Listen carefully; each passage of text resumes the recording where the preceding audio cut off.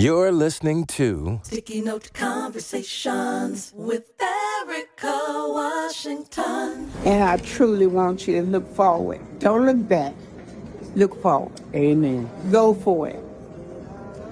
Make sure you live your life. You love your life. You love everybody around you. That don't have to say that you have to be with them every day or every minute. But love your life. Amen. Deal with life. Because you're going to have to if you intend to live. Amen. And I want all of y'all to keep living.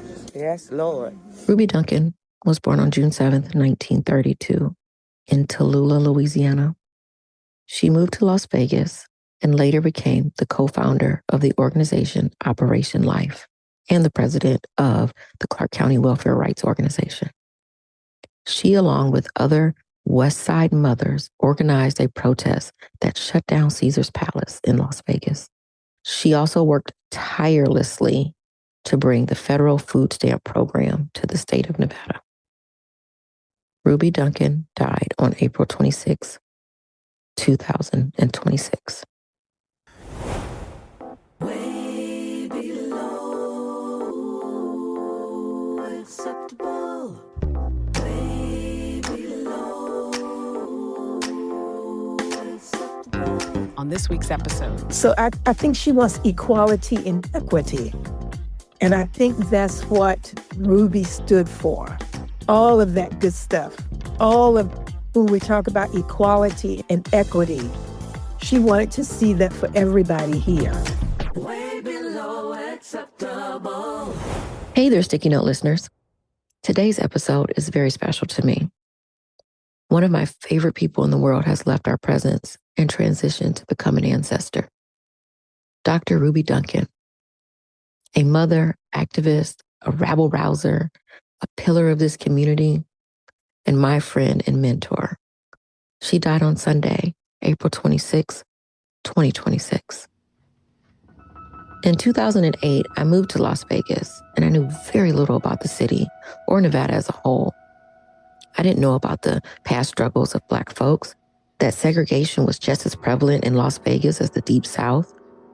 You could work on the glamorous strip, in the kitchen, make the beds, or even perform on stage. But you couldn't sleep in the beds or dine in the restaurants and enjoy a show.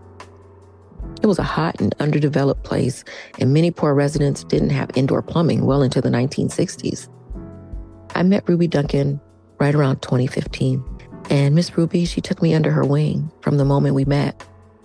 She saw something in me and poured.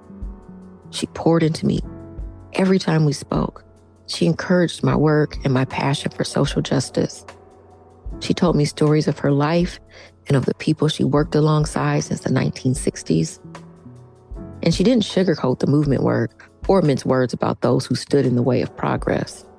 She reminded me constantly that we have to fight, for the life we want. Just keep fighting. It'll come. Ruby Duncan had 7 children and many grandchildren and great-grandchildren, but she made room for me, and I'm forever grateful. This podcast is dedicated to her and her legacy. Miss Ruby, I hope you enjoyed all our conversations as much as I did.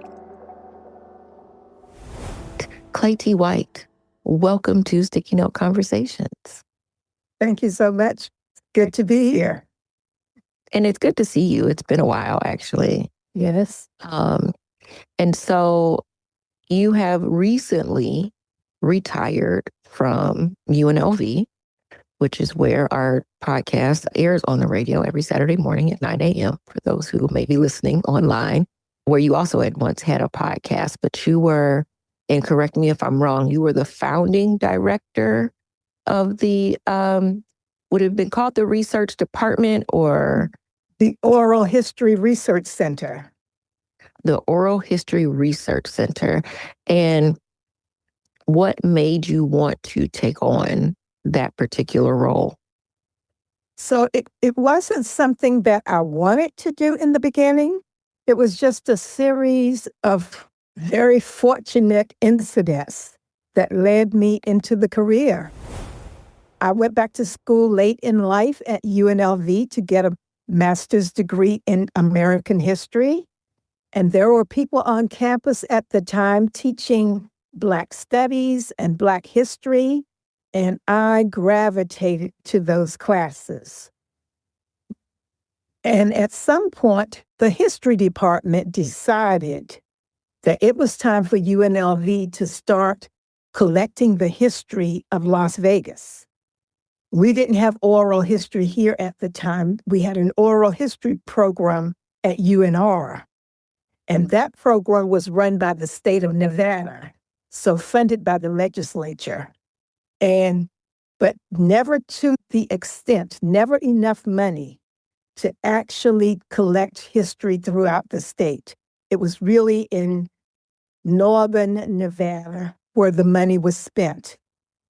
But people don't understand how expensive it is to actually conduct an oral history project.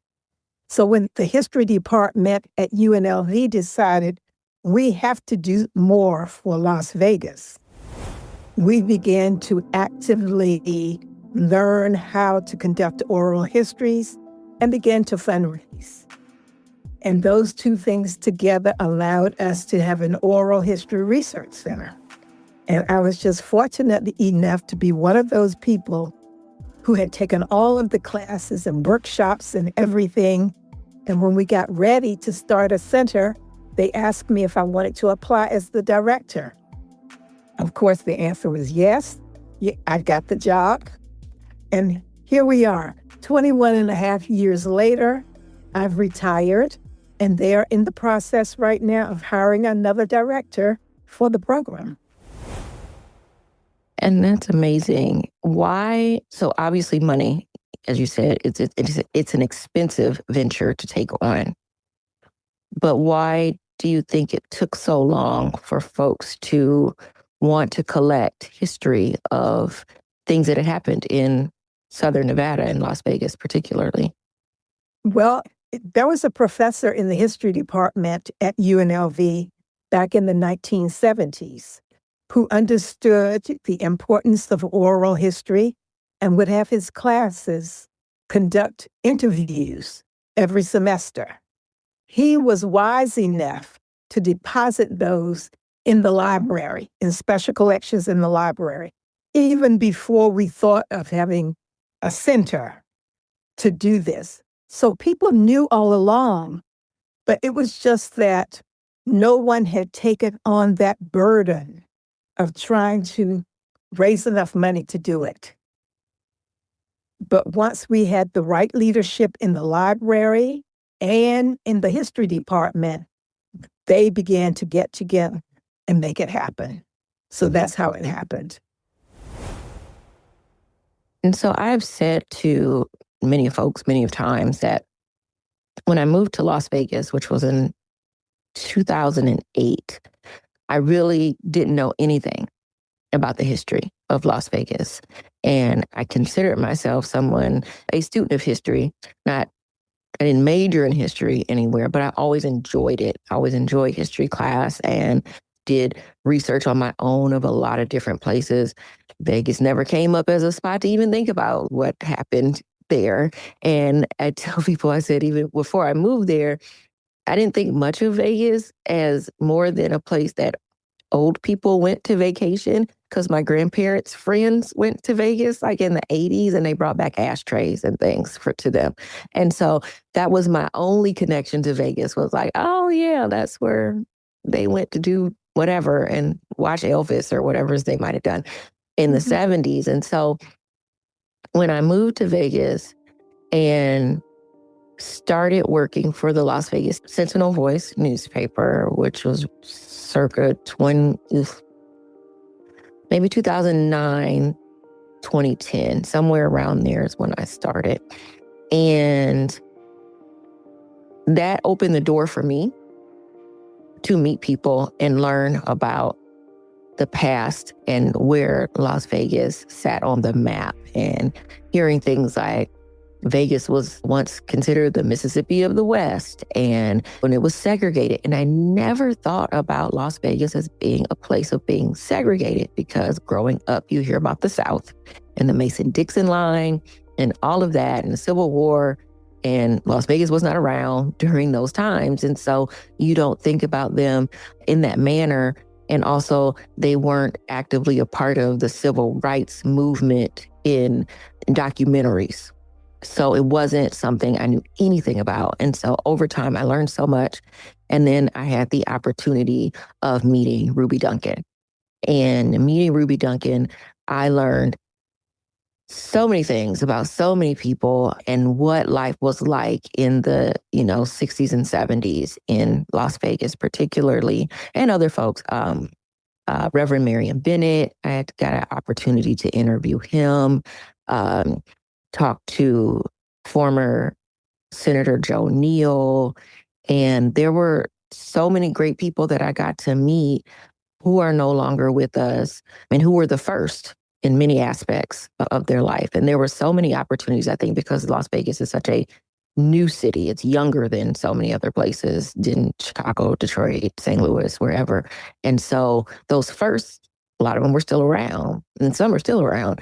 And so I feel honored to do that. But particularly with the loss of Ruby Duncan this past Sunday, I wanted to make sure that my listeners knew more about her and knew more about the strides she took that way. And I thought you were obviously a great person to talk to about this. I know you probably spoke to her a lot, but also can connect dots to other people.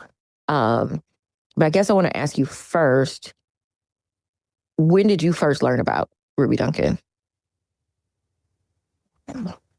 So when did I first?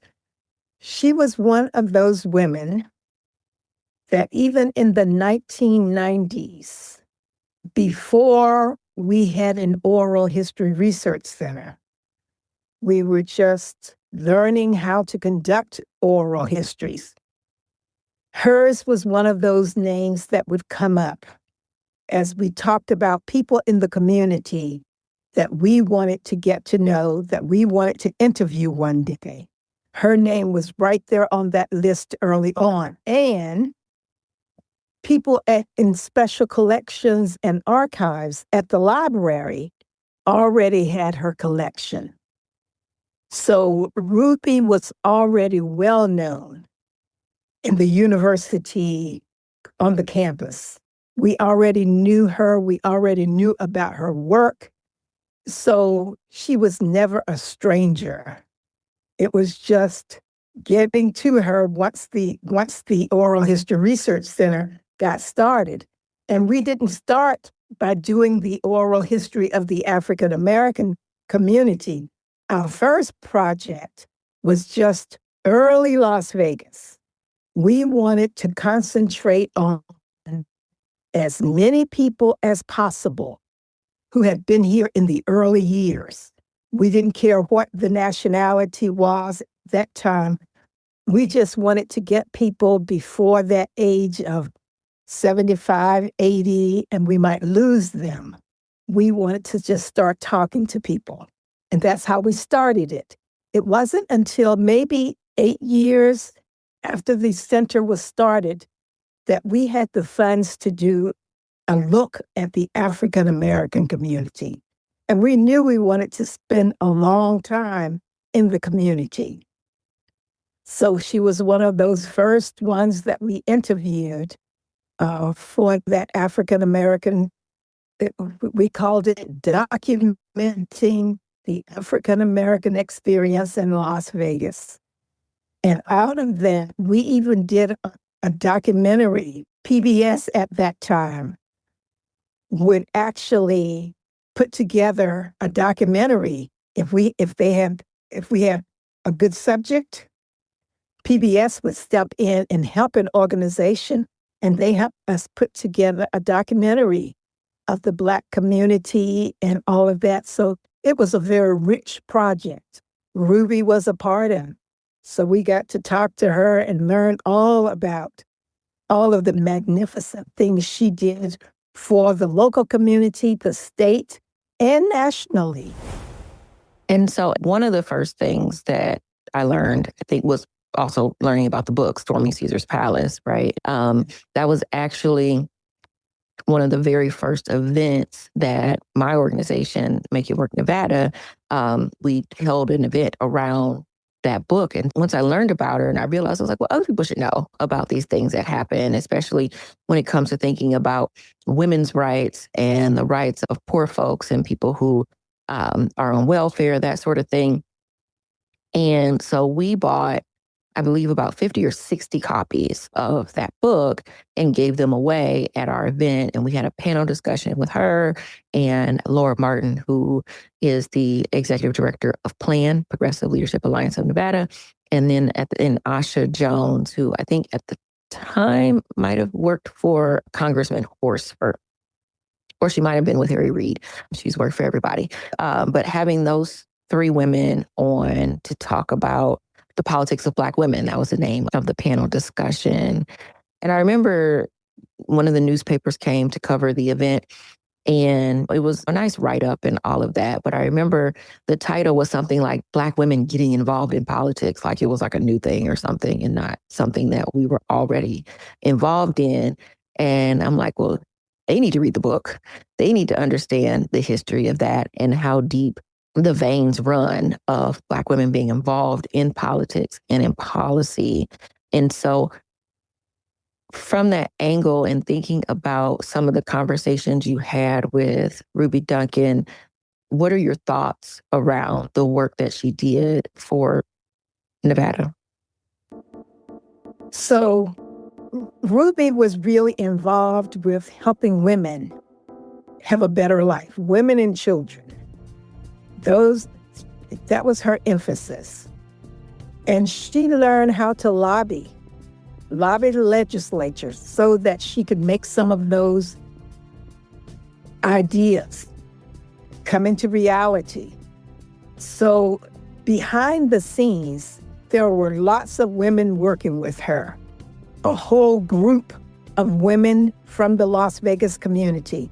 And not all Black women. She also had a cadre of women who were white, some who were wealthy.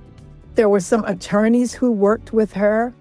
So behind the face of the movement, Ruby, Mary Wesley, all of them, they had lots of help behind the scenes. But most women, the poor women, did not want to be the face of this kind of movement. It was a movement that was shameful. People didn't want to talk about being on welfare, and it made no difference why you were on welfare. They just didn't want to talk about it. And we never learned the history of it, that in the beginning, back in the 1920s and 1930s, it was a system for white women. Black women didn't even qualify. You know, if a Black woman would lose her job and her husband and everything, you just depended upon family members. You just did the best you could. So we didn't get any of those benefits until women like Ruby Duncan came along over the years and began to agitate and lobby. So what Ruby did was phenomenal. The state of Nevada did not have food stamps at the time. We called it the Supplemental Nutritional Assistance Program. We didn't have that in Nevada. So Asian women, African American women, people from Latin America, it made no difference. White women, none of them had that help here in Nevada. So she was the one who stepped up to the plate and started rallying for those kinds of benefits. And then the local organization, the Clark County movement, united with the national movement under George Wiley, who led this nationally. Most people think that this was just a local Clark County movement. It was not. Ruby was working with women all over the country, learning, going to seminars under George Wiley, learning how to do all of this, and learned well so that she could advocate for all of us. So yes, I don't remember what the question was now, but I know that Ruby was in the forefront, leading a movement that meant the world to so many people, so many children, so many mothers that were strangled by poverty at the time. And this was at the time that the welfare system did not allow a man to stay in the house. If a family had to be on welfare and the man of the house had no job, he had to leave. So we see the beginning of what people began to complain about later on. Families without broken families, I think is what we used to call it. So that was just not an interior thing among poor families. This was a thing that came from above that mandated some of that. So Ruby and women across the country began to agitate against some of those rules that didn't make sense. So her impact is magnificent and widespread.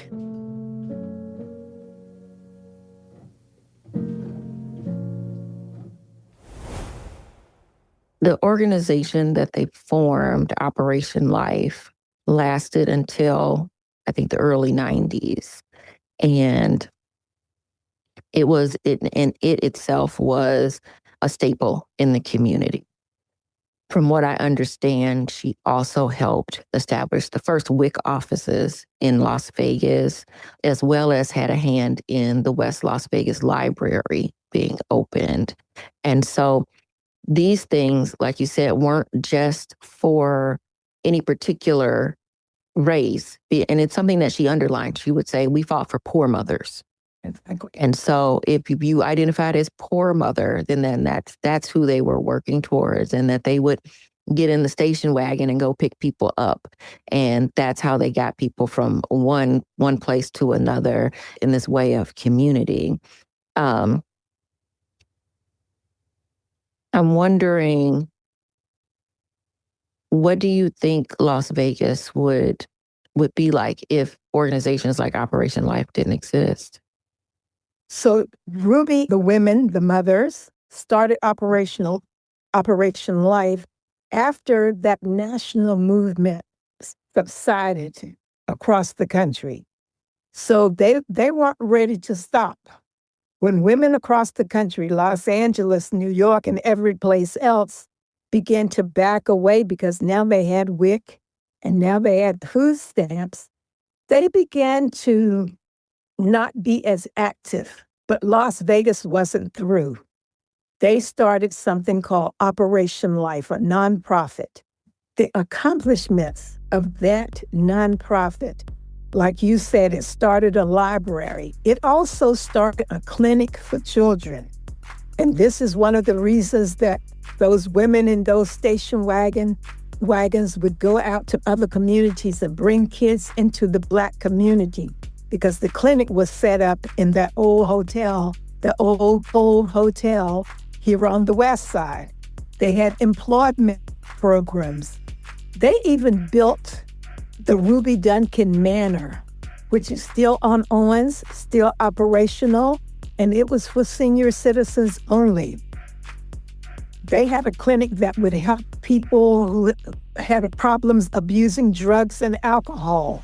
So they just did all kinds of things. And we're talking about 20 years of running this. Women who did not have a high school education in most cases, they were getting grants from the federal government to run these kinds of programs. And it was amazing how accurate they were in their accounting to keep all of those programs afloat, helping the community, helping the city, helping the county. And they did all of this and welcomed everyone in to enjoy in these benefits. So what they did was phenomenal. And the reason we hear about Ruby today is because she did all of this, and she did it on a shoestring, but she made it happen. She did it in a building that was run down, that half the times the air conditioning wasn't working, or in the winter, the heat wasn't working. That just made it work. They just did what they had to do for the betterment of this city. You're listening to Sticky Note Conversations with Erika Washington. They had a couple of lawyers working with them, Jack Anderson and B. Milan Brown. Those guys would make sure that everything was legal. So it's one thing to start a program, but to have legal expertise to start it correctly. So they had that.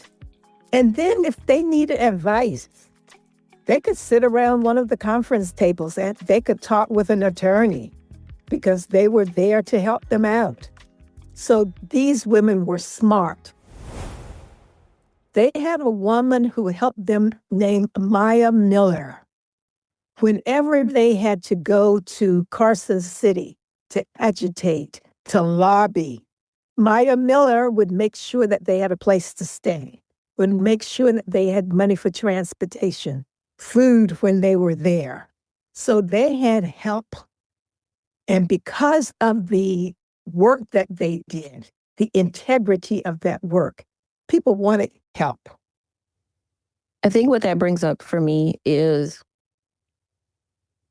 even in this work that I do, which is built off of the work that was already done by all of the women of Operation Life.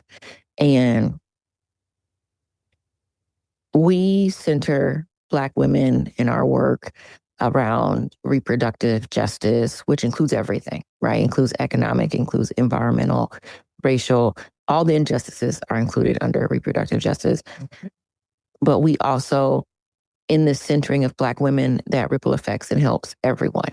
Because if you start with the nucleus, then everyone is going to feel the joy and the satisfaction of accomplishing policy because the policy works for everyone. And it's a multicultural thing. And I think what Operation Life shows is that all movements need to be multicultural and everyone has to be an ally, because you speak of Maya Miller, who was a white woman, and Milan Brown, Jack Anderson, these are white men, and George Wiley was a Black man. But all of these people together, folks who came from outside Nevada to help train women to organize so that they learn how to put together protests and to sit-ins and all of the different things that they did. But it took folks both inside the city and inside the state and folks on the outside, and money needed to come from inside and outside in order to fund what we have today. And so opening up our minds and our thoughts around like how we make something happen, how we make it work, that we can't be so insular. That's correct. If we're going to prove that we're all one nation, one people, we're really all one world. And in order to make this thing work like we want it to work, those are the kinds of examples, the kind of morals that we need to look at. When we look back at history, I can talk about the sit-in at some of the restaurants on the Las Vegas Strip, and I can talk about all of those kinds of things. But working together, that's what made it work. Once they were on television because they had done something that day. I think it was they had gone to this restaurant in one of the big hotels of Las Vegas Strip. And by the time the meal was over and they had arrested Ruby and Mary Wesley and taken them to jail, the TV cameras already knew about it. So there was a woman who was in charge of one of the organizations here, a white woman, and she told her son, who had just finished law school, I want you to go down and get Ruby out of jail. So it was that kind of a place. And when people say that Las Vegas is different, we are different here. We know each other. Yes, racism was here just like it was all over the country at one time. Jim Crow was everywhere. It was the way we lived our lives in the United States of America.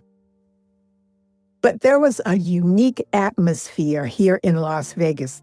And those women, these women who were poor, working women, doing the best they could to help their city and their state,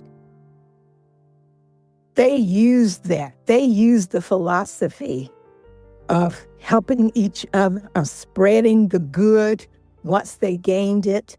They used all of that for the betterment of Las Vegas, of the whole state of Nevada.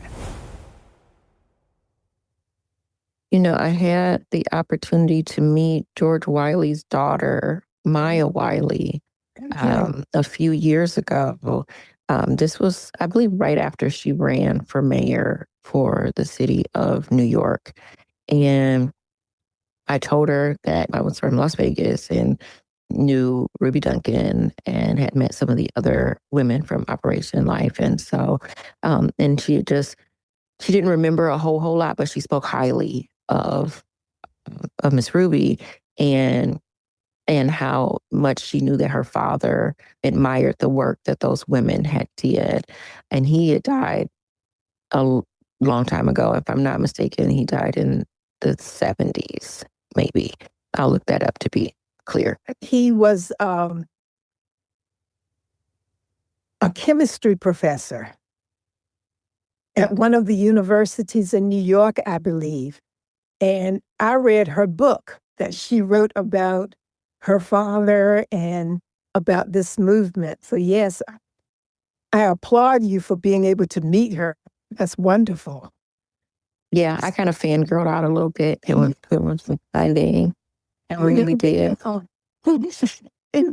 And so, yes, he died August 8th, 1973. Okay. And he was 42. And I remember, yes, he was very young. And I remember talking to Miss Ruby about him. And as soon as I mentioned his name, like she sort of lit up. She lit up because she just thought so highly of him. Mm-hmm. And she felt like she learned so much from him. And, you know, and you could tell that it made her sad also to think of him.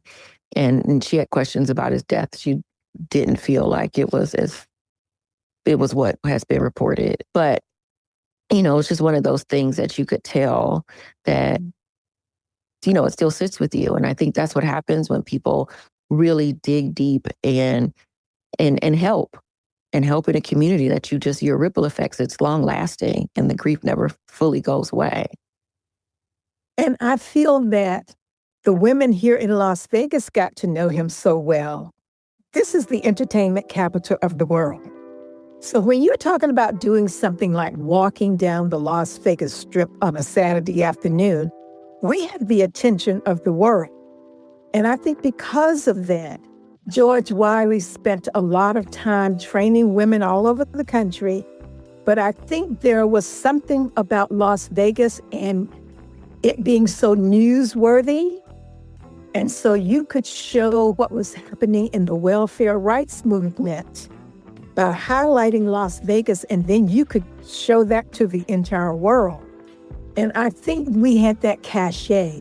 We had that those attention-giving mechanisms built into the climate here.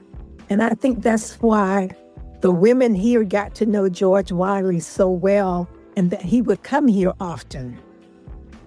So the movement was very, very successful, and it showcased Las Vegas in a light that we weren't aware of. And also thinking back to this multicultural movement around the welfare rights, that particular march, which is what we call storming Caesar's Palace, that was in March of 72, I think it was. No, 71. Yes. March 6, 1971. I don't know why I didn't remember that. But it was also Jane Fonda was there, as well as the Reverend Ralph Abernathy and other people doing this march. Like this was a big deal. Like, it's like, I didn't learn this in school, right? And I paid attention, and it wasn't there. The same marches are talked about over and over again. And it doesn't take away the importance or significance of any of those things that happen, but to understand how these things were happening in a lot of other places, and it didn't stop after Dr. King was assassinated or after Malcolm X was assassinated, that into the 70s that people were still marching and still fighting and still trying to build for this bigger and better life. And I feel as though we were robbed a little bit of understanding that, because then for me personally, I believe that it slowed things down some. Because if you stop hearing about it and you stop knowing that other folks are still pushing forward, even if it's not directly around you, it doesn't give you the energy. It doesn't give you the thought that maybe that we can still be doing it, or that maybe like, oh, well, we got this. We got the Voting Rights Act in 68, and, we can go lay down, take a nap, I guess. Even though now we can see what's happening with the Voting Rights Act currently. And I'm wondering, with so many folks leaving this realm and things changing very quickly, how do we keep the momentum of what history has taught us while using what tools we have now to stay moving forward? So I think that we cannot stop. And I think when we see that they can roll back things like Roe versus Wade, and they can roll back voting rights, I think it shows all of us how vigilant we have to remain. So it's not just electing people who think like we think, but it's also aligning with those people and helping them when they need our phone calls and our letters and our emails going to Washington, D.C. or going to Carson City. We can't let up. And we cannot expect a handful of representatives to do all the work. If we want to maintain our rights as American citizens, we have to take charge of that. We have to, yes, vote for the right people who understand what this country needs. When I go into the grocery store now, and when I go to the gas tank now, I am just not happy with the way things are going. But I can't blame anybody. I have to do my part. We all have to do our part now. It is the way of the world.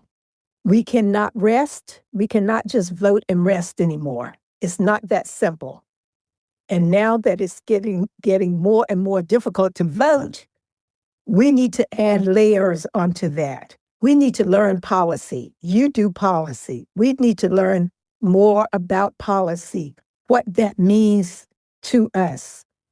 And right now, because we've gotten into the habit now of going to marches again, we have to continue to do that.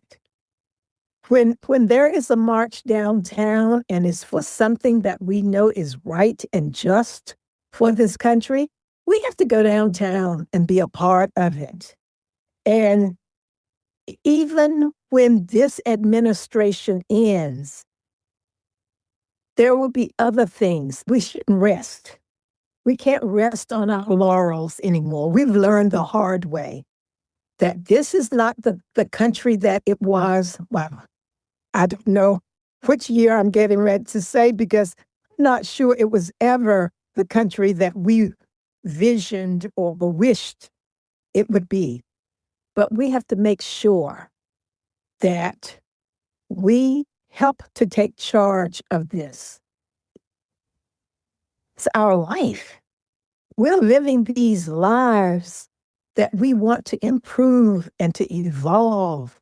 And in order to do that, we have to take charge. we have to make decisions that are not always easy decisions. And we have to get over the fact that, oh, I don't want to be out there marching in the streets. People do that in Brazil and other places. Well, I think we also have to start doing that in the United States of America in a real way and do it often. You know, I think about one of the things that Ms. Ruby would always say is that we got to make sure people are voting. Like, you have to vote. It was something that came out of her mouth. I don't know if there was a time that I talked to her that she's like, you make sure you're reminding people to vote. It's so important. There was a time when I couldn't vote. There was a time my parents didn't vote, and we fought for that. And people have to vote. They have to come out and do it. And I do think that we've taken some of those things for granted because many of us have not lived in a time where you couldn't vote. I have not lived in a time where you couldn't vote or that women couldn't vote or women didn't have options to do things, to have a credit card, to own a home, to make medical choices. These are all things that I was born with these rights. And now I have children who are all of voting age now who may not have those same rights very soon, And so thinking about, I guess, democracy, and it's a question that I ask everyone, but thinking about the amount of history that you have listened to, have read, have written down, have been a part of, and the amount of fighting that we've had to do for basic necessities and basic rights and are still continuing to fight for, do you think that we have a democracy? So I'm not sure we have a democracy in the way that we thought about it. Back in the 80s, maybe the 90s, we thought about equality and equity and that we had all of these rights guaranteed. Rights are rolled back now gradually. They just take a little bit of your voting rights, and now we have to show an ID, and now we don't want you to be able to mail in your ballot. And so we just have people just pecking at our rights. So I'm not sure that it is the democracy that we thought we had at one time. But I don't think we're done. I think we can make it better now because we have witnessed.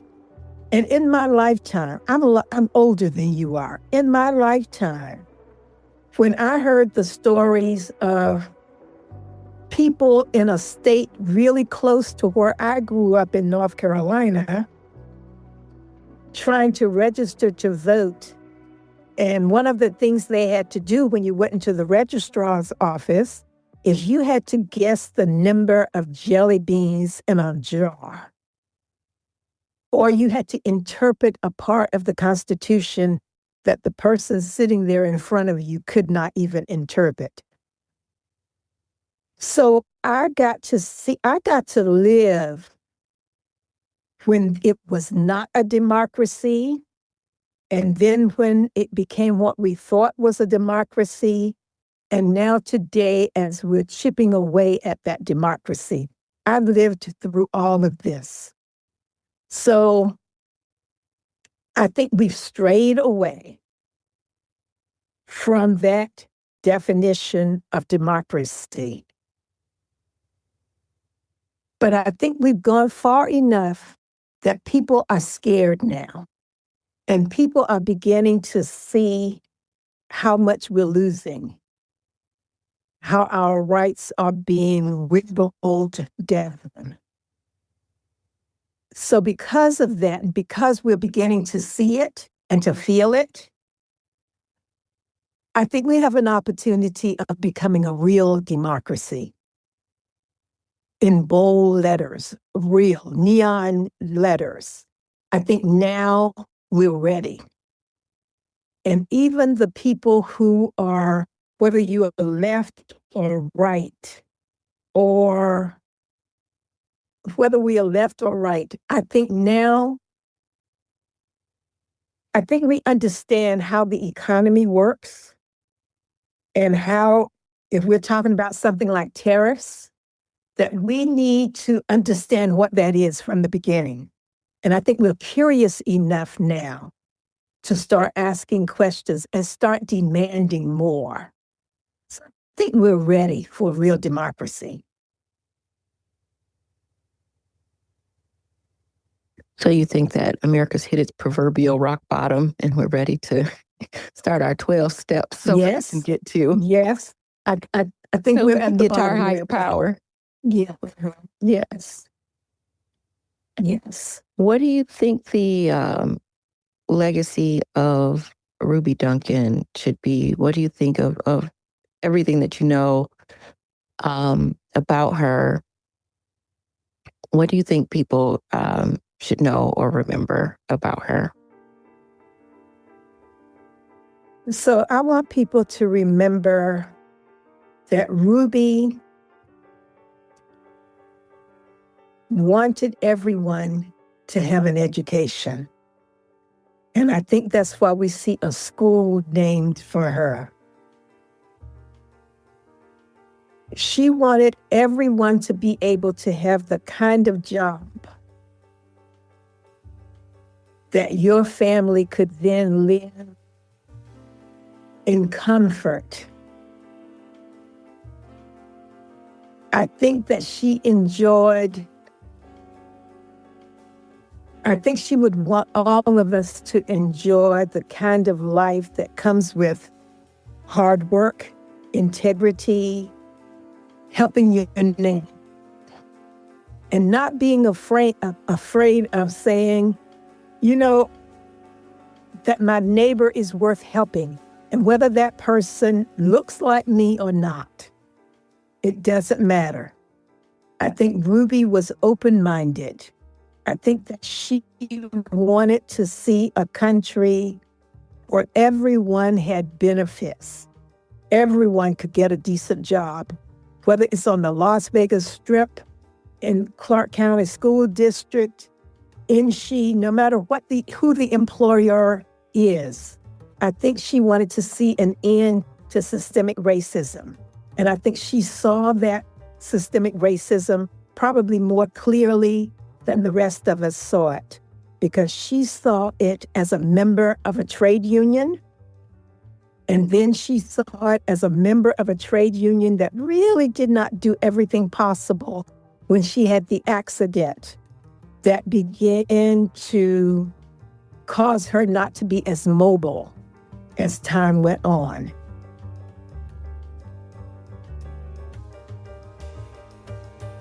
From the book Storming Caesar's Palace, page 74. In late 1967, an accident in the Sahara kitchen changed her life. It was early morning, and the high-spirited Duncan was in a hurry. The boss wanted his half a grapefruit, she recalls, and she had to restock the kitchen first. Duncan raced across the floor, carrying a heavy pot of vegetables, unaware that moments earlier, someone had spilled a large bucket of cooking oil. Before I knew anything, I had hit the floor, and everything went everywhere, she says. Duncan landed hard on her backbone, damaging her spine so severely that she was in and out of the hospital for nearly a year. The injury was permanent and the pain chronic. So I think she wants equality and equity. And I think that's what Ruby stood for. All of that good stuff. All of when we talk about equality and equity, she wanted to see that for everybody here. Starting a library, not just so much when I said education earlier. One of her goals was to have a library that her children could walk to, kids all throughout the county. Because one of the things that impressed me about Clark County more than anything else is the number and the beauty of the libraries. And that the West Side community did not have one until the women of the welfare rights movement, Operation Light, made it happen. As I said towards the beginning, it was an honor to be able to meet so many people in Las Vegas who helped create programs and systems and specific spaces that I could use, that my children could use, have used, and have done it before I was born. That this work was done and fought for before I was thought of. And that gives gratitude to their hard work, but also knowing that it has laid a smoother path for me and for my children and for so many of the folks who are listening to this conversation. And that we have to remember that we're all a part of building that smoother path for the folks that we don't meet or that have not been born yet and thought of. There are children being created today that I may meet 20 years from now, and they benefit from something I've done. And for me, that is enough. That is enough to plant the seeds and continue to water and fertilize them for the people that I never meet. And so that we continue, because that's how we build community. And I also think we build community by telling the stories and saying the names. And so I am grateful to you, one, for today's conversation, but even more the amount of time and hours that I can't even imagine that you had to put in over the 21 and a half years in helping to build this oral history for folks to enjoy. I do want to ask, is that open for the general public to be able to come in, or not, or just students of UNLV? How would folks get to know more about the greatness of Las Vegas that we did not get in our school books? Okay. So first, the library at UNLV is considered a public library. So anybody here in the county, you can go into that library and use it.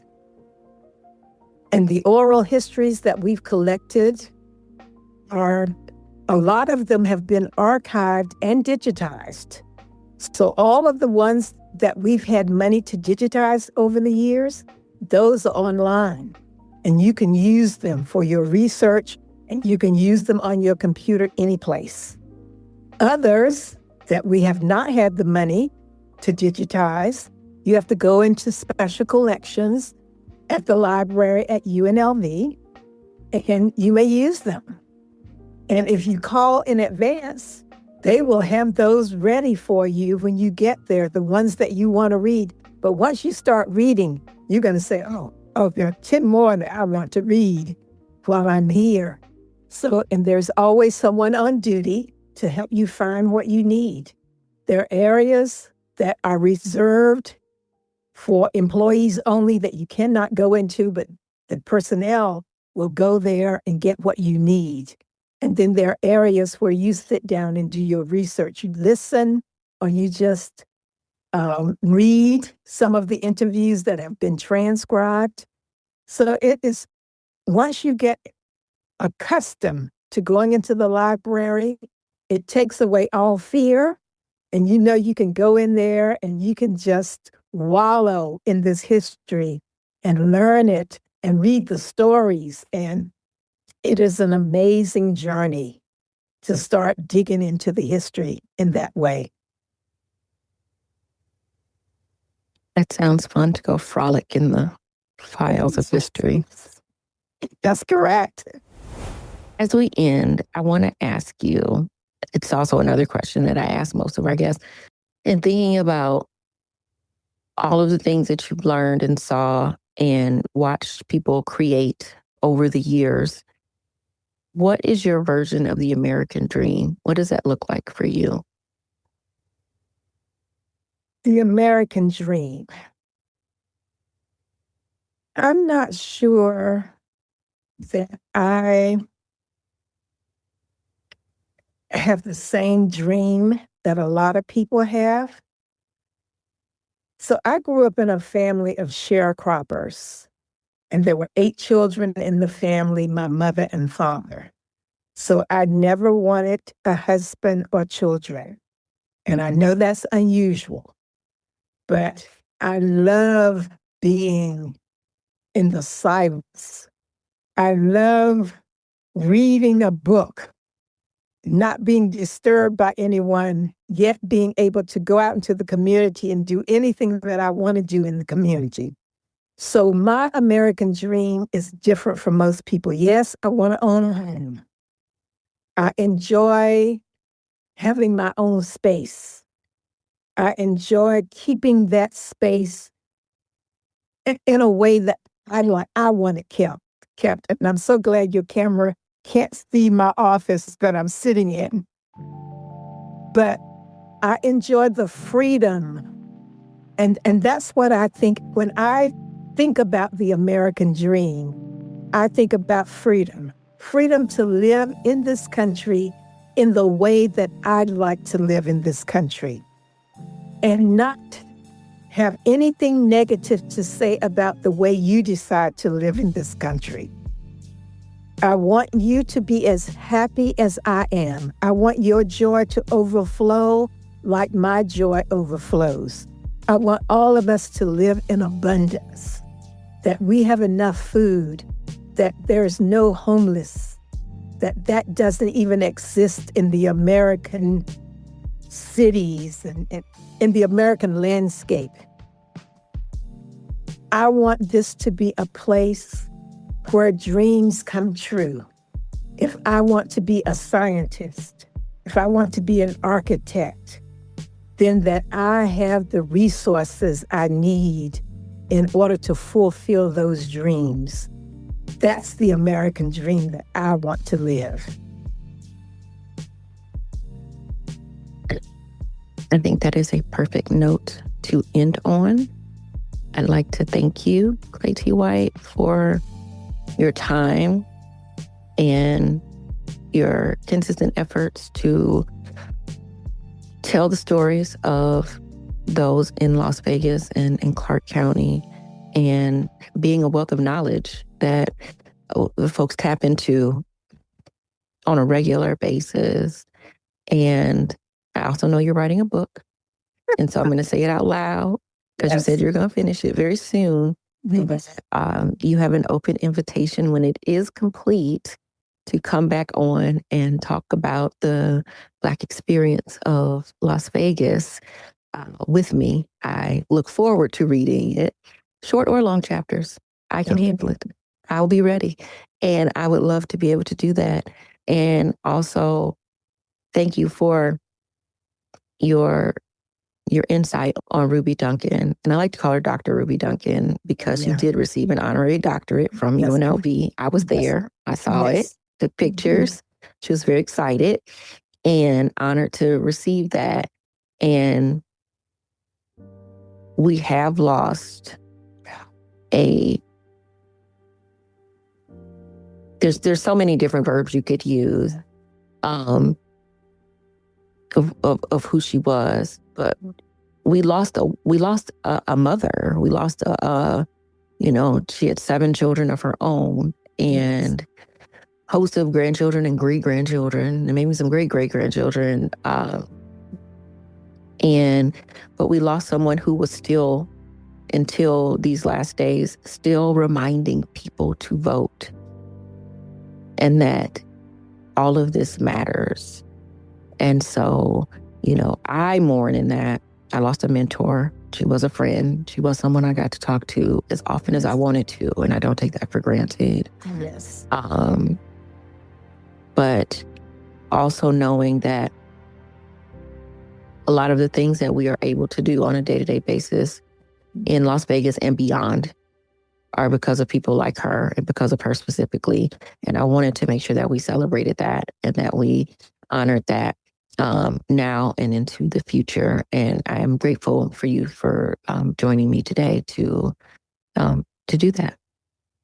Well, I appreciate this, and I appreciate being talking about Ruby. She's a visionary. So, and I've learned so much from her. Thank you. Thank you so much. And this has been another episode of Sticky Note Conversations. I hope you've enjoyed this conversation as much as we did. Until next time. Thanks for listening to Sticky Note Conversations with Erika Washington.